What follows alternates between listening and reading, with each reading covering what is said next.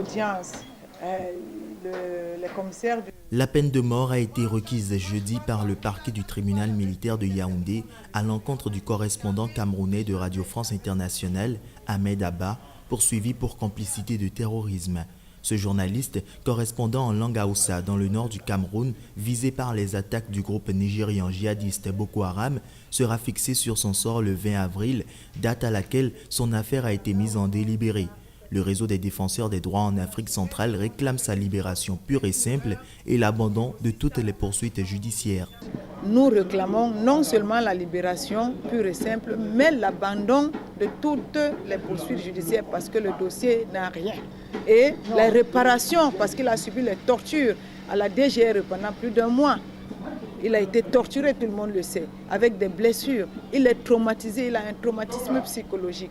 L'audience de jeudi a donné lieu à un réquisitoire éclair dans lequel le commissaire du gouvernement a maintenu les chefs d'accusation de non-dénonciation d'actes de terrorisme, apologie et blanchiment.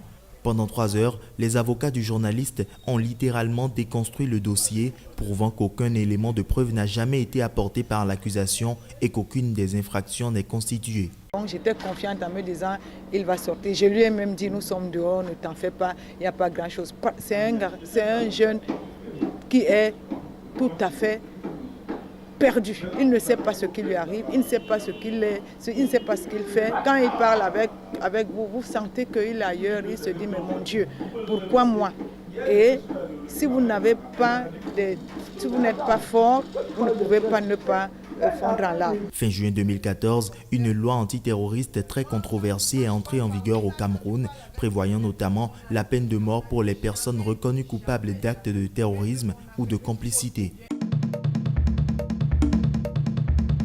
Le chef de l'opposition zambienne, Hakainde Hichilema, incarcéré depuis une semaine pour avoir tenté de bloquer le convoi présidentiel, est apparu mardi devant le tribunal de Lusaka. Il a dénoncé le comportement criminel de la police lors de son arrestation. De nombreux cadres de l'UPND, son épouse et des dizaines de ses partisans étaient présents dans la salle d'audience pour le soutenir. La façon dont il raconte l'histoire, la manière dont nous avons entendu l'histoire, c'est différent de la charge. Nous espérons donc qu'il soit sorti et nous sommes sûrs qu'il sortira.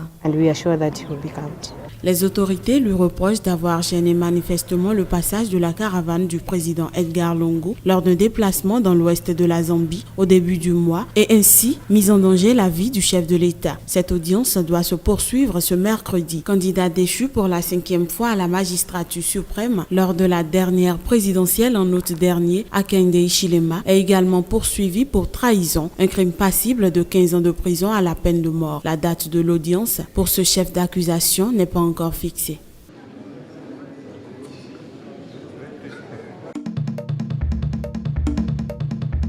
Le président zimbabwéen Robert Mugabe célébrait le 37e anniversaire de l'indépendance du Zimbabwe mardi. Nous sommes les maîtres de notre propre destinée, a-t-il déclaré lors d'un énorme rassemblement dans la capitale Harare.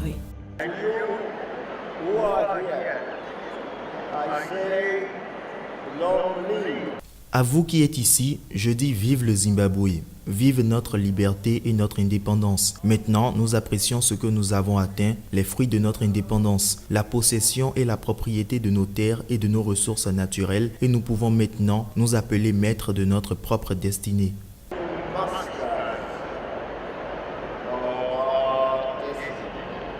Ce pays enclavé d'Afrique australe, dont la monnaie est le dollar américain, est membre de l'Union africaine. Comme au 28e anniversaire de l'indépendance, cette année, il y a eu peu à célébrer. Amnesty International a profité de la fête de l'indépendance pour exprimer ses motifs de préoccupation concernant le Zimbabwe, à savoir les violations des droits humains perpétrées par la police nationale du Zimbabwe, la torture et les mauvais traitements. Amnesty International reçoit des informations concordantes selon lesquelles des défenseurs des droits humains et des partisans du mouvement pour le changement démocratique, un parti d'opposition, sont victimes de torture et de mauvais traitements au cours de leur garde à vue, en particulier depuis septembre 2006.